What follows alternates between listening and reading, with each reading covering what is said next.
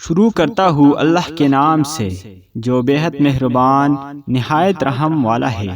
حضرت سیدنا عبداللہ بن مسعود رضی اللہ تعالی عنہ سے مروی ہے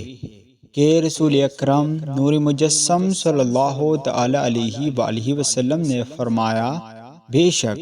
سچ نیکی کی طرف لے جاتا ہے اور نیکی جنت کی طرف لے جاتی ہے، اور بے شک بندہ سچ بولتا رہتا ہے یہاں تک کہ وہ اللہ پاک کے ہاں صدیق لکھ دیا جاتا ہے، اور جھوٹ گناہ کی طرف لے جاتا ہے اور گناہ جہنم کی طرف لے جاتا ہے۔ بے شک بندہ جھوٹ بولتا رہتا ہے یہاں تک کہ اللہ پاک کے ہاں کذاب یعنی بہت زیادہ جھوٹ بولنے والا لکھ دیا جاتا ہے۔ حضرت سیدنا ابو محمد حسن بن علی بن ابی طالب رضی اللہ تعالی عنہما سے مروی ہے،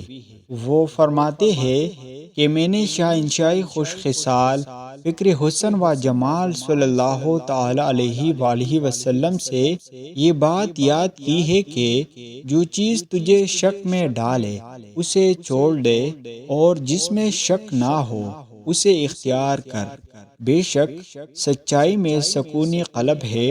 اور جھوٹ شک و تہمت کا موجب ہے۔